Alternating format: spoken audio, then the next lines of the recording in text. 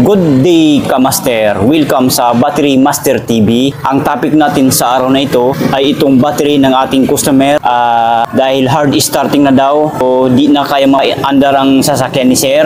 Ang sasakyan ni Sir ay Tamaraw FX year model 1990s diesel engine. So alam naman po natin kapag diesel engine mahirap po talaga yan paandarin kapag hindi malakas ang baterya. Dapat malakas po ang ating baterya. So ang brand sa battery na ito ay Champion po ito siya. Ayan. Dala-dala pa ni Sir yung lagayan ni mismo ng baterya. Oh. Ito, ayan. Ayan po, Champion. Motolite po ito, brand ng Motolite. Ang size sa battery na ito or sukat, 2SM po yan. 50 amperes, 12 volts, low maintenance. Ano po ba ibig sabihin ng low maintenance? Yun po yung battery na ditubig kung tawagin. Sana maliwanag po sa ating lahat. So itong battery na ito ay ipapacharge lang ng ating customer. So ngayon i-check natin kung ano nga bang status, kung ito ba goods battery pa or bad battery na o sira na. So i-check na natin ito. Huwag na natin patagalin. Kapag ganito, kung hindi nyo makita ang positive at negative, kung saulado nyo na o kabisado nyo na, ang unang palatandaan, pag mag-check kayo ng baterya, titingnan nyo muna dito. Kung ito ay malaki, automatic po, positive po yan. Positive polarity ng baterya. Kapag dito naman sa kabila, pag maliit ang ganito, negative po yan. Negative polarity ng baterya. So, para sa akin, saulado ko na yan, hindi ko na kailangan na sauladuhin. Pero kayo, kung hindi pa ninyo saulado yan, so, syempre, titingnan nyo ng maigi yan.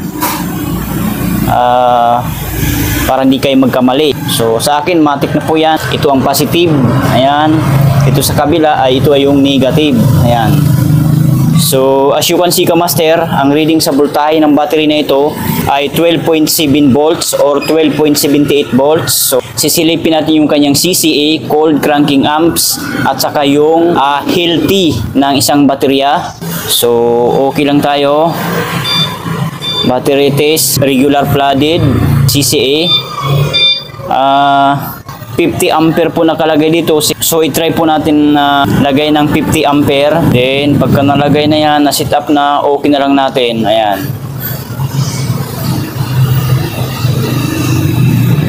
As you can see ka-master, ang nakalagay po dito ay good battery. Ang CCA niya ay 219 lang po. So, mababa. Ang healthy niya ay 100%. Ang charge ay 98%. So, good battery. So, ang healthy niya, okay pa.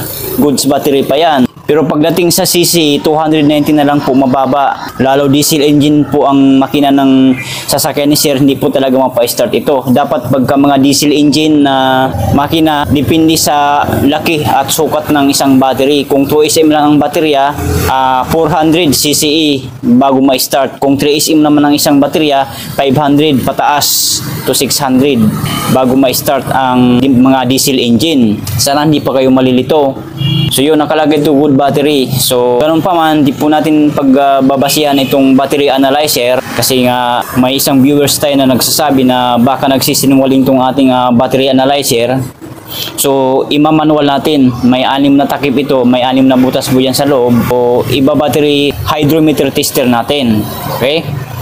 So tanggalin na natin yan. So ngayon, buksan na natin na yan.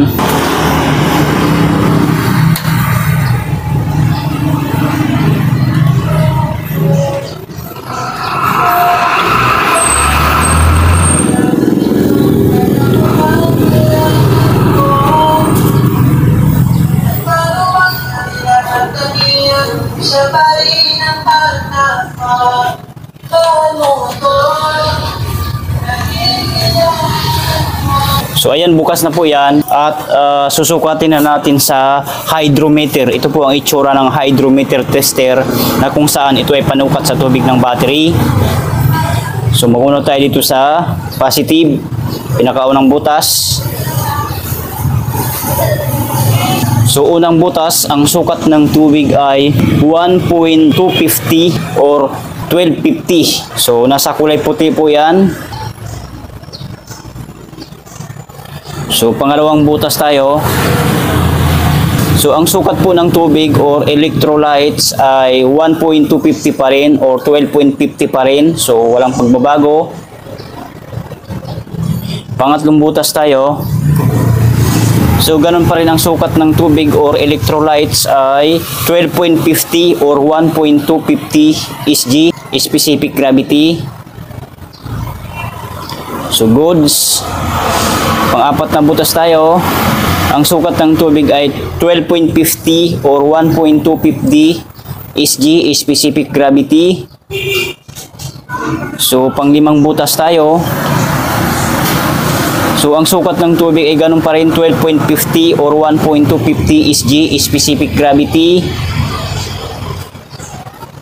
Pang-anim na butas na tayo, last but not the least. Ang sukat ng tubig ay 12.50 pa rin. Ang sukat ng electrolytes, 12.50 or 1.250 SG.